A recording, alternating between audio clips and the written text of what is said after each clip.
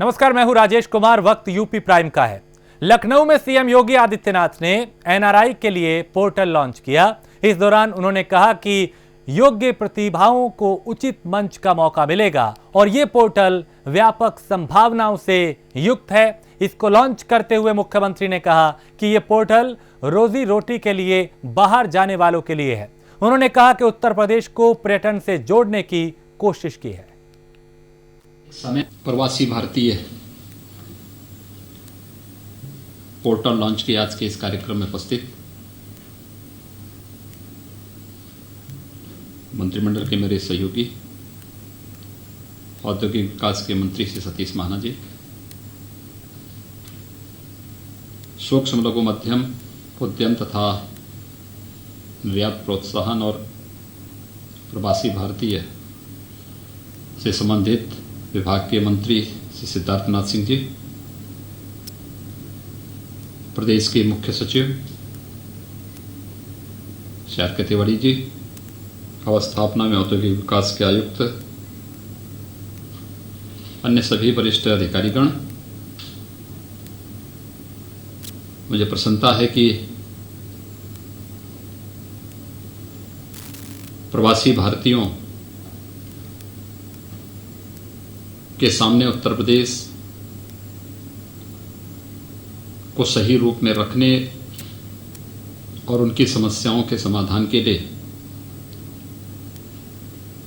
आज उत्तर प्रदेश के प्रवासी भारतीय विभाग ने अपना एक पोर्टल लॉन्च किया है। कितनी प्रचुर संभावनाएं उत्तर प्रदेश में हैं, ये संभावनाएं हम लोगों ने 15वें प्रवासी भारतीय दिवस के कार्यक्रम में 21 जनवरी से 23 जनवरी 2019 को देश की सांस्कृतिक राजधानी के रूप में सुविख्यात काशी में देखा है। 15वां प्रवासी भारतीय दिवस था। पहली बार देश यानी राष्ट्रीय राजधानी और किसी राज्य की राजधानी के बाहर यह आयोजन हुआ था। अब तक का सफलतम आयोजन था। 7,500 से अधिक प्रवासी भारतीयों ने इस आयोजन में अपनी सहभागिता सुनिश्चित की थी और उत्तर प्रदेश के बारे में एक अच्छी धारणा लेकर के वे यहां से प्रस्थान किए। अधिकतर प्रवासी भारतीय प्रयागराज कुंभ के आयोजन का भी आनंद लिए। इस अवसर पर उत्तर प्रदेश के जो प्रवासी नागरिक थे, उन लोगों की उपस्थिति ने उस आयोजन को और भी सफल बनाने में एक बड़ा योगदान दिया था। हम लोगों ने कभी भी उनकी ताकत को पहचानने का प्रयास नहीं किया, जबकि जो प्रवासी भारतीय हैं दुनिया के तमाम, वे देश भले ही छोटे हों लेकिन उन देशों में उनकी अपनी जो राजनीतिक ताकत है वह भारत का भी एक बहुत बड़ा संबल बनता है। वे लोग अपनी जड़ों से जुड़ना चाहते हैं लेकिन जोड़ने का कोई माध्यम न होने के नाते वे लोग केवल देखते रह जाते थे या केवल ये स्मरण करते हुए रह जाते थे कि हमारे पूर्वज भारत से गए थे। लेकिन प्रवासी भारतीय दिवस ने उन्हें एक मंच दिया, अपनी जड़ों से जोड़ने के लिए एक अवसर भी दिया और उस अवसर के माध्यम से उन्हें फिर से भारत के साथ जोड़ने और उस प्रवासी भारतीय दिवस के माध्यम से उत्तर प्रदेश के साथ जोड़ने का भी एक अवसर हम सबके सामने आया है। प्रवासी भारतीयों में एक बड़ी संख्या हुआ है जो 100 वर्ष या उससे अधिक समय से उन देशों में रह रहे हैं जहां पर उनके पूर्वज 3 पीढ़ी 4 पीढ़ी या 5 पीढ़ी पहले चले गए थे, लेकिन उससे भी बड़ी वह संख्या है जो अपनी रोजी रोजगार के लिए उन देशों में गए हैं और अनुकूल अवसर प्राप्त होने पर वे पुनः भारत आकर के अपनी प्रतिभा और अपनी ऊर्जा का लाभ देने के इच्छुक भी हैं या यहां पर निवेश करने में भी रुचि लेते हैं। कोरोना को लेकर यूपी सरकार पूरी तरह गंभीर है। सीएम योगी ने आज टीम 11 की बैठक में अधिकारियों को जरूरी निर्देश दिए और प्रदेश में लगातार बढ़ रहे मामलों पर कोविड अस्पतालों में बेड की संख्या बढ़ाने के भी निर्देश दिए गए। इसे लेकर यूपी के अपर मुख्य सचिव गृह अवनीश अवस्थी और अपर मुख्य सचिव स्वास्थ्य अमित मोहन प्रसाद ने प्रेस कॉन्फ्रेंस करके विस्तार से बताया।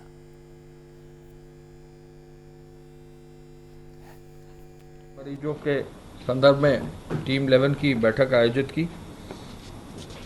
कोविड मरीजों के बेहतर उपचार का एक संकल्प है, जिसके लिए सभी पूरी व्यवस्था चिकित्सा विभाग की, चिकित्सा शिक्षा विभाग की इसके लिए प्रयासरत है और निरंतर ये प्रयास है कि गुणवत्तापूर्ण जो है व्यवस्था की जाए। चिकित्सालयों में बेड्स की संख्या की वृद्धि और सरप्लस बेड्स भी देने की व्यवस्था कराई जाए।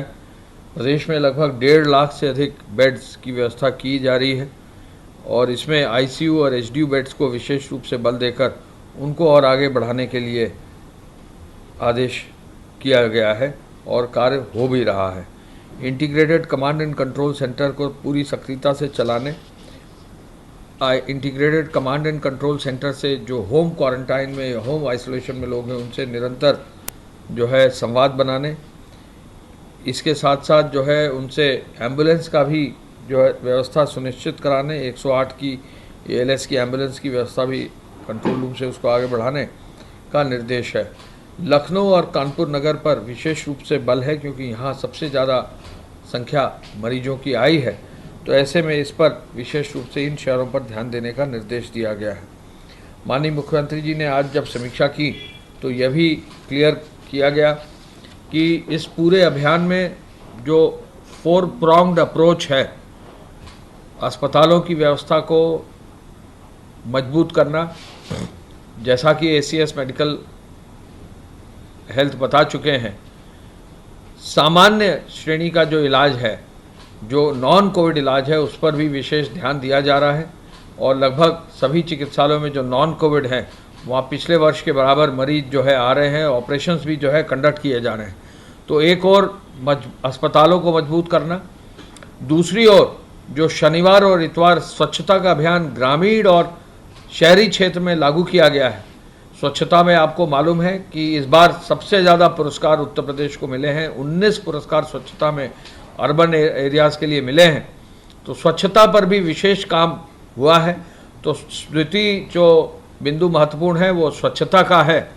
तीसरा, एक अभियान के रूप में काम किया गया है और शनिवार और इतवार के दिन जो है फॉगिंग, बाकी जगहों पर जो है दवाओं को छिड़कने का कार्य, फायर के माध्यम से, फायर ब्रिगेड्स के माध्यम से भी जो एक पूरा छिड़काव, दवा छिड़काव का भी काम करना जा रहा है, इस पर भी जो विशेष बल दिया गया है, तो इसका भी फ़ायदा जो है क्षेत्र को मिला है। और वाटर बॉडीज़ को कंट्रोल करना, उस पर जो है एंटी लार्वल ट्रीटमेंट सुनिश्चित करना, लोगों को अवेयरनेस देना और इस प्रकार जो संचारी रोग का जो पूरा वेक्टर जनित नियंत्रण है उस पर विशेष रूप से प्रभाव पड़ा है। और आज हेल्थ विभाग ने माननीय मुख्यमंत्री जी के समक्ष ये बिंदु रखे हैं कि 2020 में एईएस के अंतर्गत 816 मामले जो है आए हैं। 816 मामले 2019 में आए हैं 20 अगस्त तक, जबकि 20 अगस्त 2020 तक इस वर्ष 396 मामले आए हैं। पिछले साल एईएस में डेथ्स 34 इसी अवधि में रही है 20 अगस्त तक। इस बार डेथ्स मात्र 12 है, यानी डेथ्स जो है 1/3 रह गई है एईएस के अंतर्गत। जापानीज एंसेफेलाइटिस में पिछले वर्ष ही डेथ्स की संख्या काफ़ी कम हो गई थी।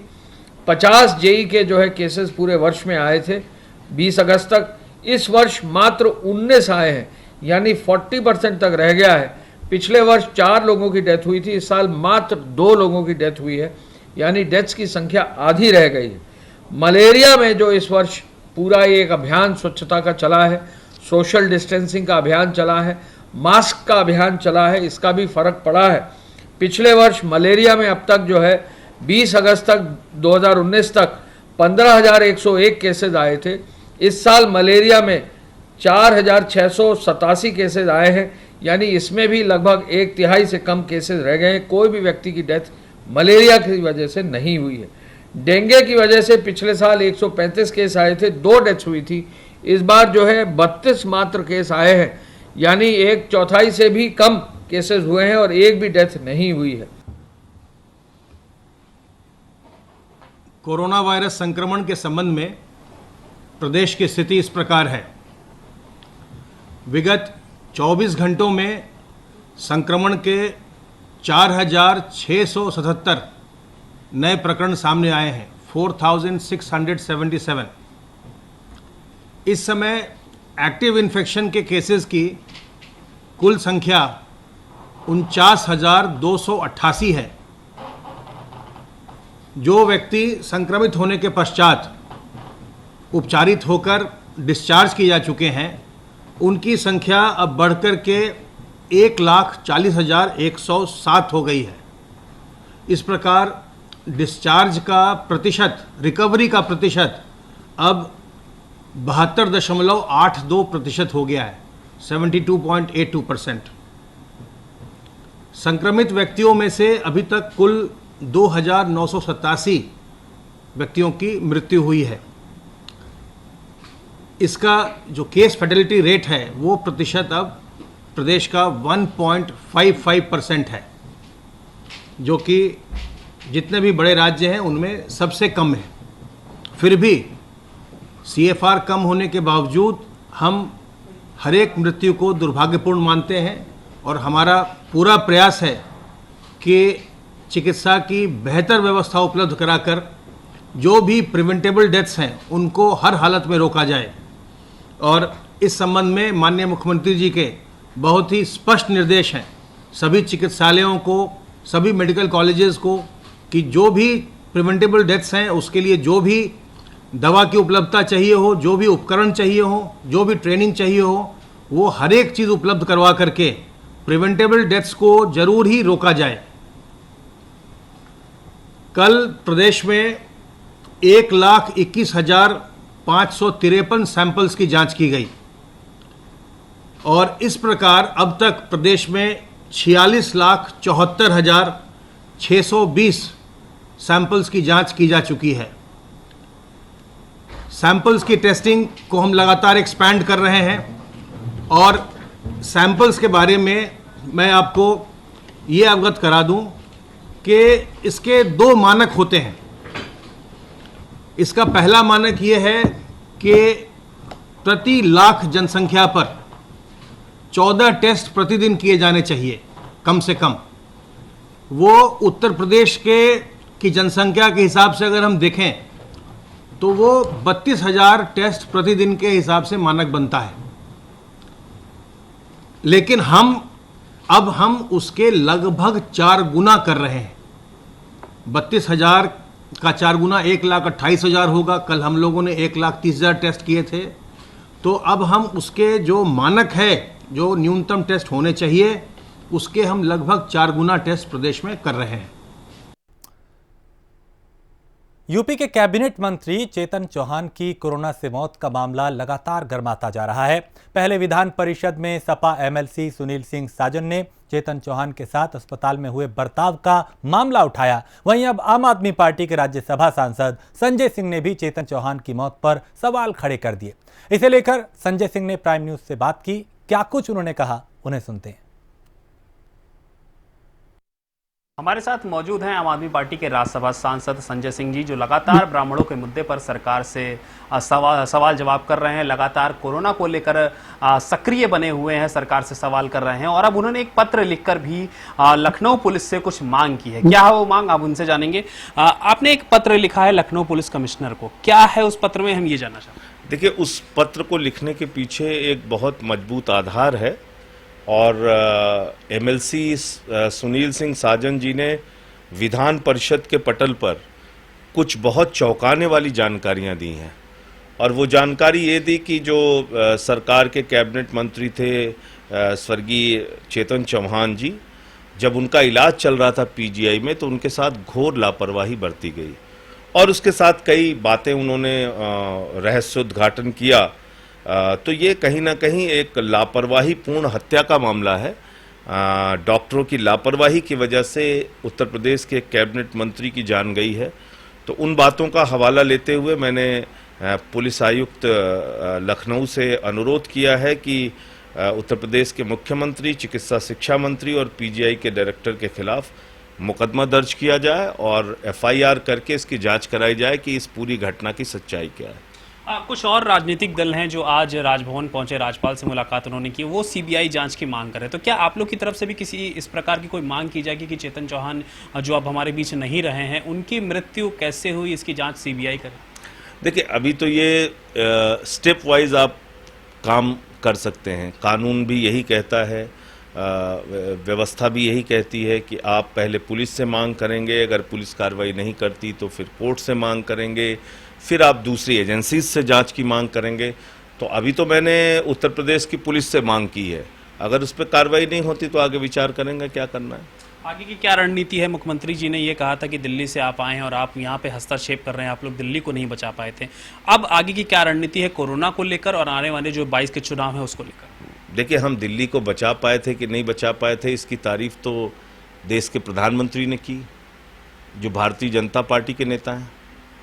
तो योगी जी कम से कम केजरीवाल की बात नहीं मानना चाहते हैं, ना माने, उनके प्रयासों को नहीं मानना चाहते हैं, ना माने, लेकिन अपने पार्टी के और देश के प्रधानमंत्री आदरणीय नरेंद्र मोदी जी की तो बात माने। योगी जी को मेरी बातों को जवाब देना चाहिए। उन्होंने उत्तर प्रदेश की जनता को नमूना कहा है। अगर उनको ये सारे प्रश्न उठाना नमूनापन लगता है तो वो उत्तर प्रदेश की जनता को नमूना कह रहे हैं और उनको इसके लिए माफ़ी मांगनी चाहिए प्रदेश की जनता से। धन्यवाद हमसे बात करने के लिए संजय जी। तो ये थे संजय सिंह, जिनका साफ तौर पर कहना है कि उत्तर प्रदेश में कहीं ना कहीं ज़रूर सरकार जो है वो कुछ मुद्दों पर विफल रही है, जिसमें कानून व्यवस्था अहम है, जिसमें कोरोना अहम है, और उसकी सच्चाई कहीं ना कहीं विधान परिषद में भी बताते हुए समाजवादी पार्टी के एमएलसी दिखाई दिए थे। हमारी लड़ाई जो है वो इसी तरह से चलती रहेगी, संजय सिंह ऐसा कह रहे हैं, और आने वाले दिनों में भी हम इसी तरह से सुचारू रूप से अपना काम करते रहेंगे। लखनऊ से कैमरा पर्सन राहुल के साथ मैं नितिन, प्राइम न्यूज़। जौनपुर में प्रधान शिव प्रकाश दुबे ने अपने जन्मदिन पर हर्ष फायरिंग की। इसके बाद उसके एक साथी ने भी उसी असले से गोली चलाई। सार्वजनिक जगह पर हुई फायरिंग का वीडियो 2 दिन बाद सोशल मीडिया पर वायरल होने लगा। जानकारी जब पुलिस को हुई तो आनन फानन में ग्राम प्रधान के खिलाफ मुकदमा दर्ज कर लिया गया। एएसपी ग्रामीण ने बताया कि केस के बाद कार्रवाई की जा रही है।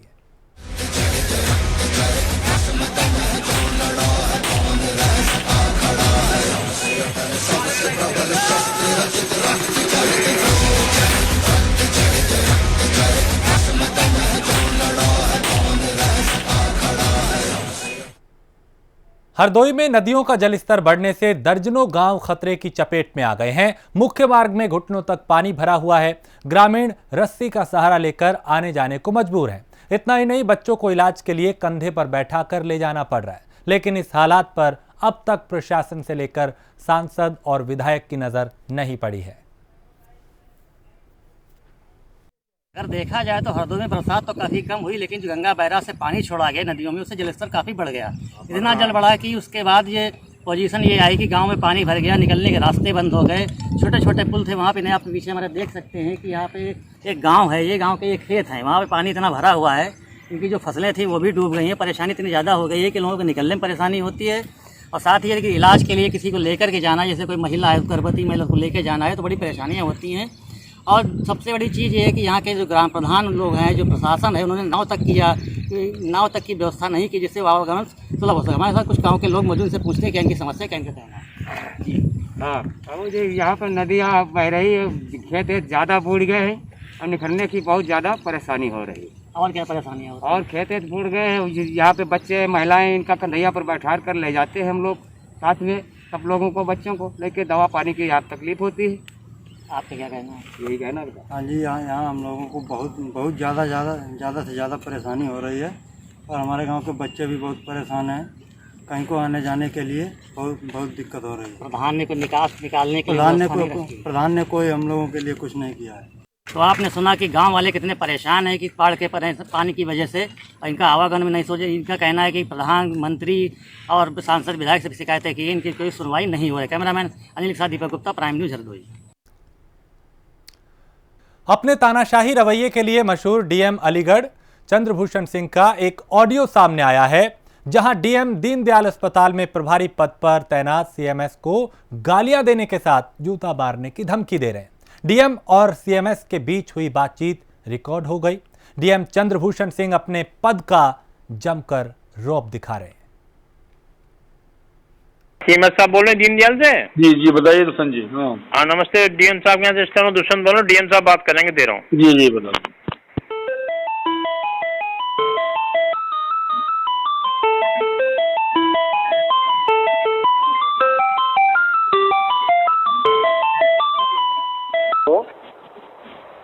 हेलो सर, नमस्ते।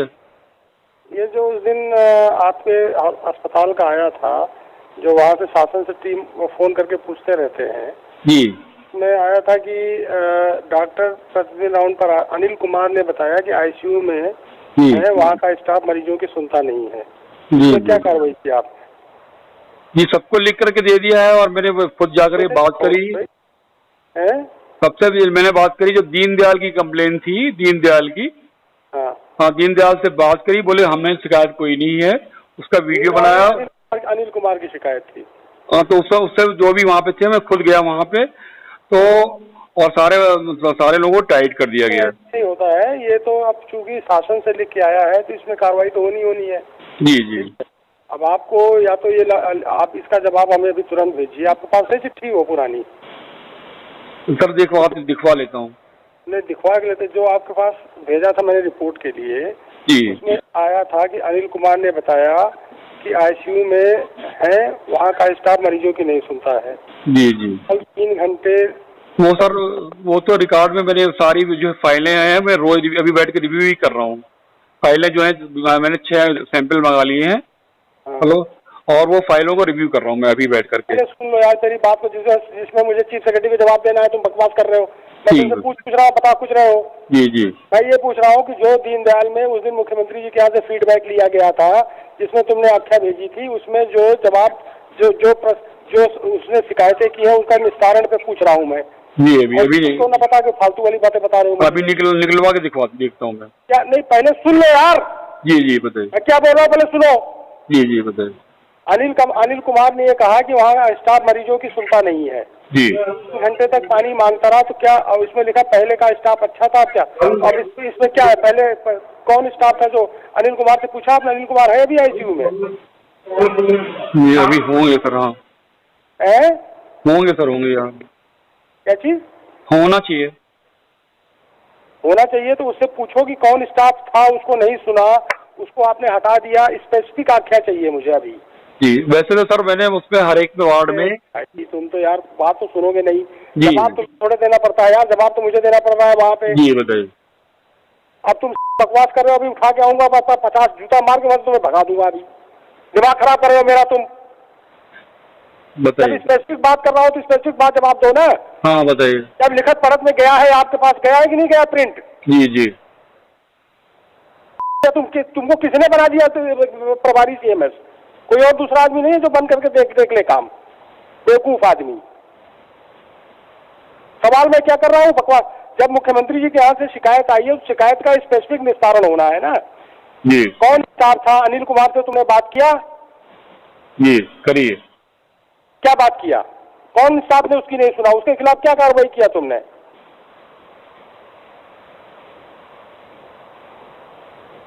सर कोई एक मिनट हमें देंगे सर? 1 मिनट देंगे या 1 मिनट हमारी सुनेंगे? क्या? 1 मिनट सुन लेंगे? क्या सुनेंगे? सर आरओ लगाए हुए हैं, अंदर वार्ड में आरओ लगा हुआ है और ठंडा पानी भी मौजूद है, कूलर भी लगा हुआ है वहाँ पे। कह रहे हो ना, जब वहाँ से फोन किया जा रहा है तो मरीज तो शिकायत कर रहे हैं। सर फोटो डाल करके मैं दिखा दूं, आरओ कैंट का आरओ इंस्टॉल्ड है वहाँ पे, कैंट का आरओ इंस्टॉल्ड है और कोल्ड वाटर भी इंस्टॉल्ड है। पहले ये बताओ, तुम्हारे पास वो जो शिकायत जो मरीजों ने बोला है उसका है तुम्हारे पास कि नहीं चिट्ठी? हाँ, उसका जवाब मैंने भिजवाया, जरूर भिजवाया मैंने। जवाब भिजवाया, जवाब वो संतोषजनक जवाब थोड़े है वो। तो सर कोल्ड वाटर लगा हुआ है और मरीज जो चलता फिरता है तो फिर क्या कर सकते हैं, पानी की व्यवस्था है वहाँ पे। जब शिकायत शासन से आ रही है कि ये आदमी शिकायत वहाँ से तो पूछा जा रहा है। तो सर इसका जवाब ये है कि हमने कोल्ड वाटर का इंतजाम कर रखा है, ठंडे वाटर का इंतजाम कर रखा है, आईसीयू में एसी लगे हुए हैं, सारे पंखे लगे हुए हैं, कूलर लगे हुए हैं। शिकायत क्यों कर रहे हैं मरीज तुम्हारे? अब शिकायत तो सर ये इतने बड़ी पब्लिक डीलिंग में कोई कर सकता है।